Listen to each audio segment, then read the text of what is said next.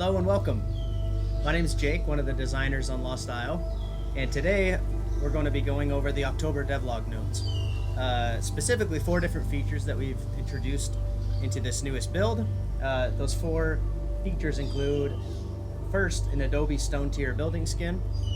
Second, a crop system, so for planting, growing, and harvesting your own crops. Deployables to furnish the inside of your base, so things like a fireplace, rugs, table, chair, shelves, stuff like that. And then just kind of a quality of life upgrade with item world markers. So the first feature on that list is the Adobe stone tier building skin, which is just a way that you can upgrade your structure so that it's harder to raid. And so we'll just go ahead. I'm going to build a super simple structure, just a 2x2 square. We'll put some stairs here.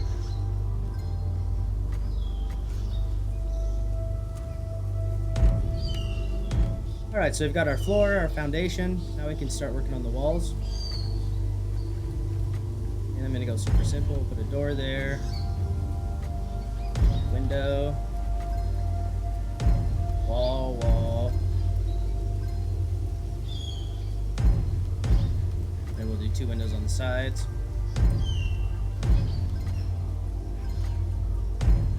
Put our roof frame in. And then the way that you upgrade any kind of framing is you just equip the material that you want to upgrade it with. So in this case we want to do Adobe. So then this is an Adobe brick, and you just walk up when it turns blue like this. That means you can upgrade it. And there we go. There's our Adobe building skin. Easy as that, super intuitive. This is Adobe. On the underside it looks like wood like this, but on the top it'll look like Adobe's. Match the Adobe skin. Alright, home sweet home. It's a little 2x2. Nothing special, but it does the job, and that's our Adobe building skin. Okay, we'll go back in there and put all the deployables in here in a minute, but for now I want to pivot to the crop system. Alright, so in my inventory here, put the dynamite away. I use that dynamite for clearing this area so I'd have room for my little hut. Somewhat of a cheat code. Alright, we've got our planter boxes. We've got our potato seeds. We've got our water buckets. Alright, where's a good spot for these? Let's go over here. Alright, we'll just kind of line them up with the foundation here. Now I'm going with potato seeds because I grew up in Idaho, and potatoes are what we know. So each of these planter boxes just has a socket, so these ones have 3 sockets. You can place a seedling in each one, and now they're planted. As you can see, it says potato, seedling 0%. So the seeds, once you plant them, will stay at 0% until you give them water, and then they'll start growing. So we've got our water buckets ready. Give it a splash. That one a splash. And so now that those are watered, we can kind of forget about them and then come back a little bit later and check on their progress. One thing that I didn't mention that we do have to worry about, for plants to grow at least, and for any kind of deployable or structure that you build in general, is decay. We can't see our decay right now, but if I go into console and I get a property deed, all this stuff you'll be able to make. Cheating because it's faster with the console. Alright, so we put up a property deed. It says my name on it, so that gives me permission to build here. As you can see in the top left in that green little box, it says build privilege. If your name's on the deed, you can have build privilege. And so if you were playing with friends or whatever, they could have their name on here and they could build or interact with loot chests, and you can kind of work together that way.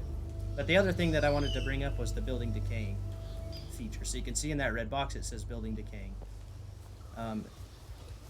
When you build anything or deploy anything, there's like I think it's a 15-minute grace window when it won't decay. So it gives you that long to kind of get all your infrastructure in place to be able to combat the decay.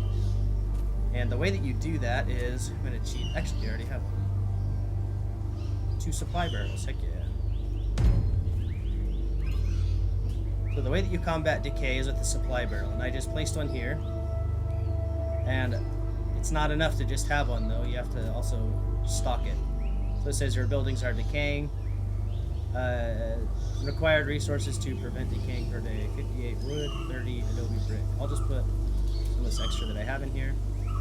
All right, yeah, and so now that was enough to cover my decay cost for 8 days. I think that should be enough until my plants have grown. And then you can see in the top left now, instead of being the red, your building is decaying. Now it says upkeep time greater than 3 days. So I have more than 3 days before I need to worry about decay again. And that number scales with, you know, obviously the bigger that your structure is, the more stuff you have deployed, the greater the resource cost to maintain it. All right, let's check on our plants really quick.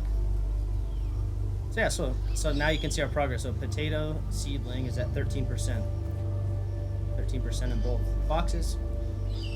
The plants, as far as I know, have 3 stages. So there's seedling. Once it gets to 100%, it turns into young. And then once that gets to 100% again, then it is harvestable. So we're still in the first stage here. All right, so this is looking pretty barren, except for our deed on the wall over here. And I think we need to spruce up the place.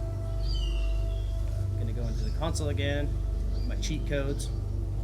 I don't really care about a bed, but we can do a fireplace. Need a door. How about a chair? Some shelves, a table. A rug to wipe our feet on, a chest to put extra loot in. Should be a pretty good start. Okay. Start with the door. Wooden door. And so this lock that it's showing on there, that also correlates to the deed of ownership. So if your name is not on the deed, then you cannot open the door and access the base or structure. Alright, so now we've got our door. Let's put in our fireplace. Centered on that wall there. Nice. Table and chair. Where should we put our table and chair? Let's put our table right here. Nah, that's kind of a bad spot. Full disclosure, I never claimed to be an interior designer, so if you think you can do it better, you probably can. Okay, let's do a storage shelf. There. Nice rug. Wipe your feet on. Don't want muddy shoes coming in the house. Right there. And a storage chest. The storage chest, just what it sounds like. You come over here, and anytime you have extra stuff in your inventory, you can throw it in there and clear up room in your inventory. But I happen to want this stuff for later purposes. All right, that's it. Home sweet home. Got our crops growing. We got our supply barrels stocked. A nice little shelter here.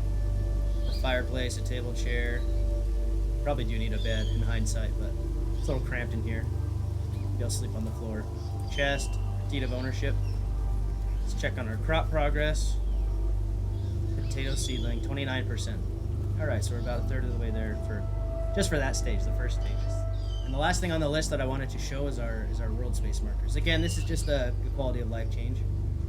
But one of my favorite features, side note, one of my favorite features is being able to just throw stuff out of your inventory and it shows up in the world. So whenever you're done with something, you can just, or you don't want it, taking up space in your inventory, you can throw it out. Cloth, we don't need that. Seeds, we don't need to plant anymore. Geode, no. Dynamite, don't need my dynamite anymore. Right, so these are the item world markers. And all these are for is just making things easier to see. For a bucket or wood, maybe you can see those when they're in the grass, but over here, like this little geode or cloth or seeds, I threw seeds somewhere. Dynamite even. It kind of all goes beneath the level of the grass, and so it's hard, if you didn't have a marker on it, it'd be kind of impossible to see. So we just added these just for small quality of life increase so that it's easier to find stuff. Alright, so one more thing that I forgot to mention, but I just noticed in my inventory are these saplings. Saplings you can just get, there's just a chance that they'll drop anytime you cut down a tree or harvest a bush. And it basically just lets you replant a tree anywhere on the terrain. This will be really hard to see in the grass, but you can see right there, there's like a little tiny plant, and you can just plant them anywhere. If you want, you could like fully re-landscape all around your base. Plant all these trees, and after a long time they'll grow into full-grown big tree. Increase your property value. And with each of these saplings placed, we make up a little bit for the destruction and deforestation that we caused, throwing dynamite everywhere to clear room for our humble Adobe abode. Alright, so let's check on our seedlings one last time. Potato seedling, 64%. Alright, so depending on the variety of seed, it can take up to an hour to progress through the 3 stages of growth. So right now it's in the seedling stage, obviously.